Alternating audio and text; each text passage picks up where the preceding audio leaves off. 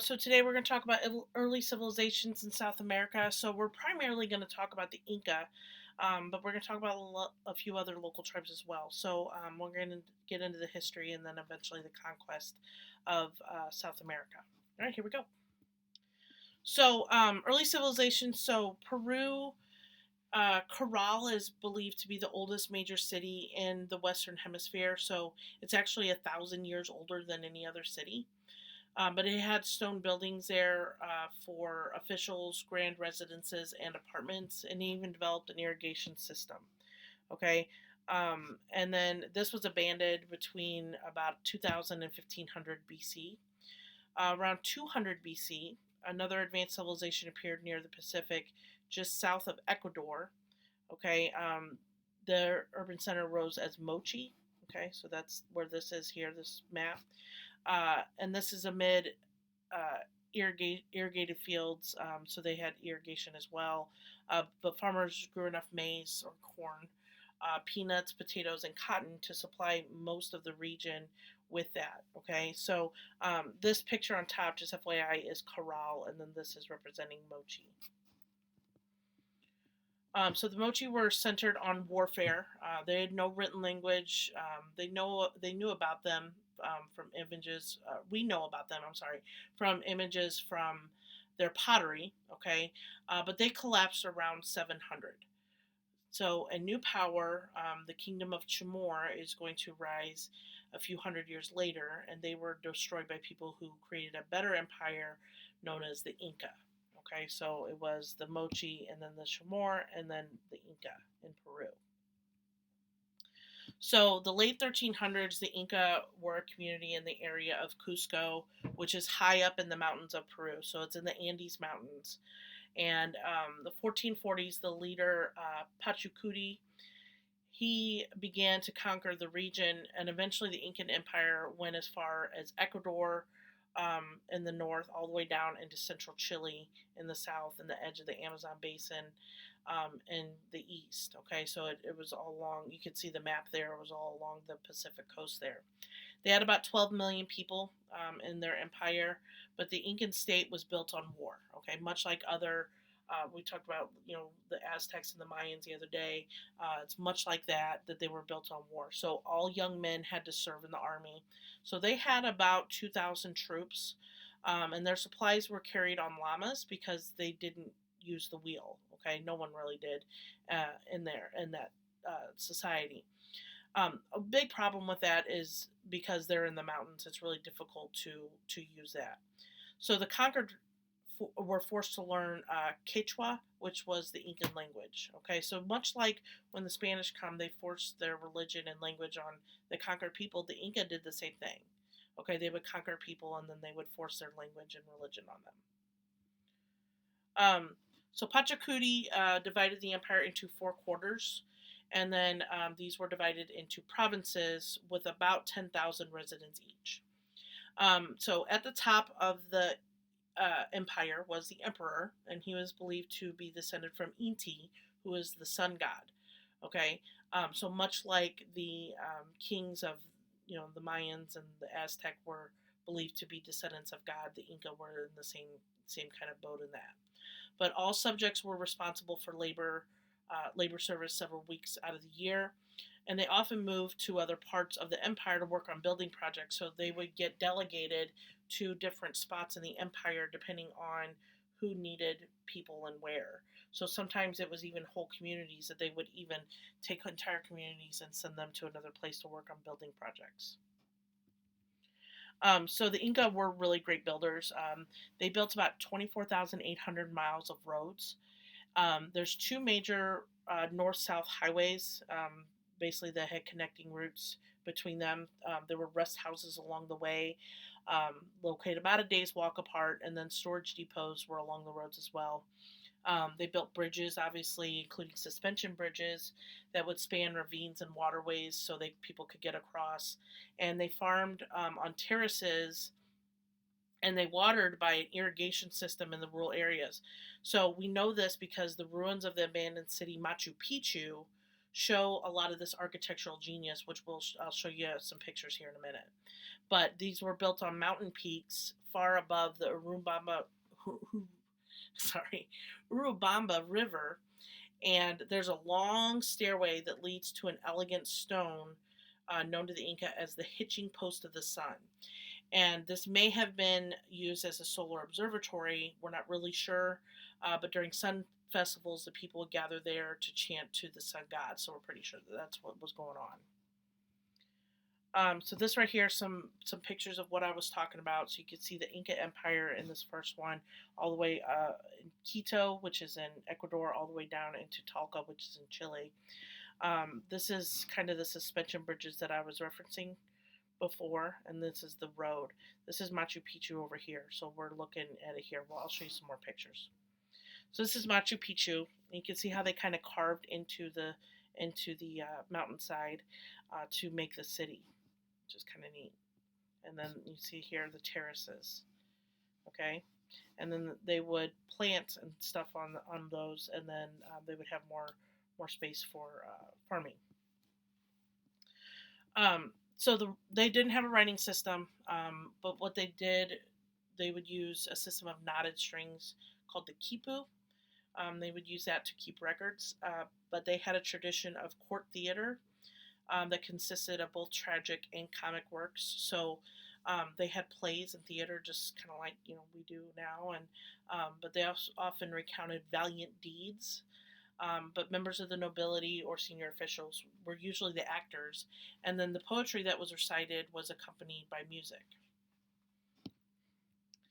The Spanish will arrive in 1531.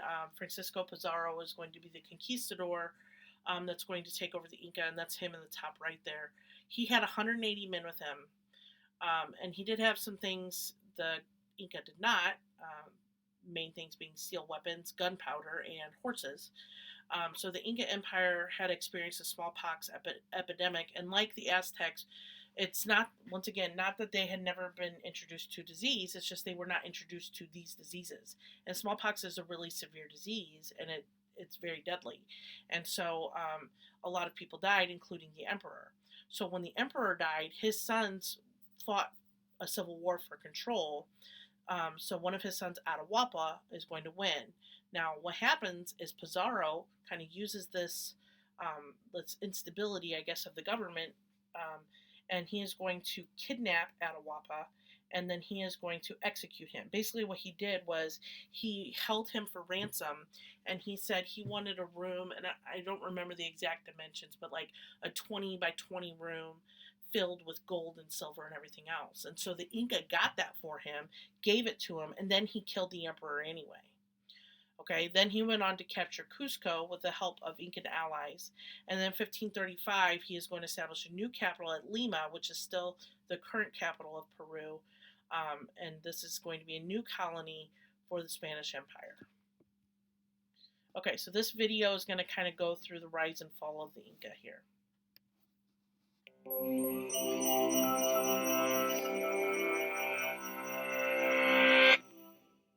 It was the Western Hemisphere's largest empire ever, with a population of nearly 10 million subjects.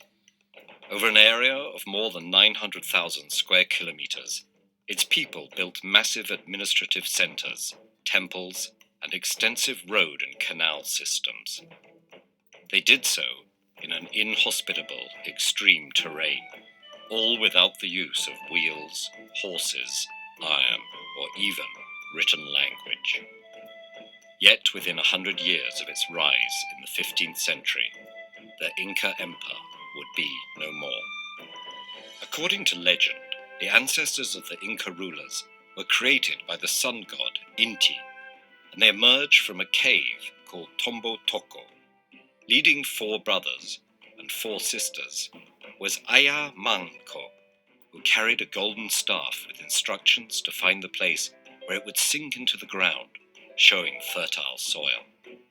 After many adventures and extensive searching, Aya Manco and his siblings reached the Cuzco Valley, where the staff pierced the ground. After fighting off the fierce local native population, they founded their capital, and Aya Manco became Manco Capac, the first Sapa Inca, or king of the Incas. Archaeological evidence suggests that the Incas first settled in this valley around 1200 CE. They remained a small kingdom until 1438, when they were nearly overrun by the neighboring Chankar tribe. The Inca king at this time, Viracocha, and his designated heir fled in fear, but one of his other sons remained and successfully rallied the city's defenses.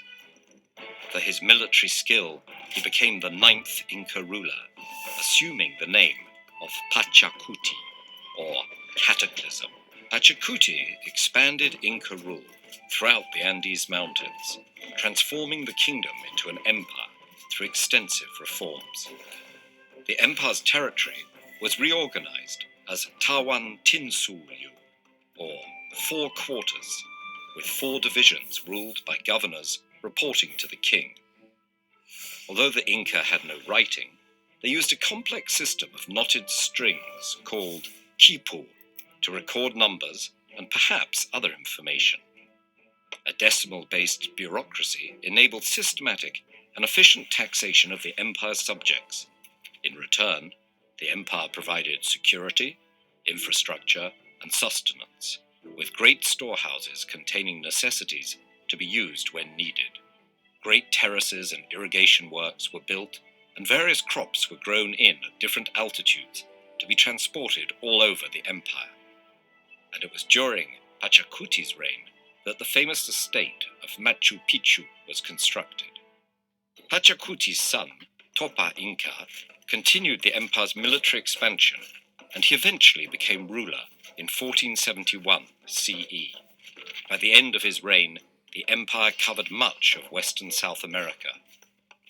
Topa's son, Huayna Capac, succeeded him in 1493, but the new ruler's distant military campaigns strained the social fabric, and in 1524, Huayna Capac was stricken by fever. Spanish conquistadors had arrived in the Caribbean some time before, bringing diseases to which the native peoples had no resistance. Millions died in the outbreak, including Huayna Capac and his designated heir. The vacant throne ignited a civil war between 2 of the surviving brothers, Atahualpa and Huasca, greatly weakening the empire. In 1532, after finally winning the Inca Civil War, Atahualpa and his army encountered the European invaders. Although greatly outnumbered, Francisco Pizarro and his small group of conquistadors stunned the king's much larger force with guns and horses, neither of which they had seen before. Atahualpa was taken captive and killed about a year later. The Spanish conquerors were awed by the capital of Cuzco. Pizarro described it as so beautiful that it would be remarkable even in Spain. Though the capital had fallen and the native population had been destroyed by civil war and disease, some Incas fell back to a new capital at Vilcabamba and resisted for the next 40 years. But by 1572, the Spaniards had destroyed all remaining resistance, along with much of the Incas' physical and cultural legacy. Thus, the great Inca Empire fell even faster than it had risen. TED Ed is a non-profit. If you value our work, please consider supporting it on patreon.com. All right, that's all I got for you guys today. Don't forget to complete your processor. I hope you enjoy the rest of your day.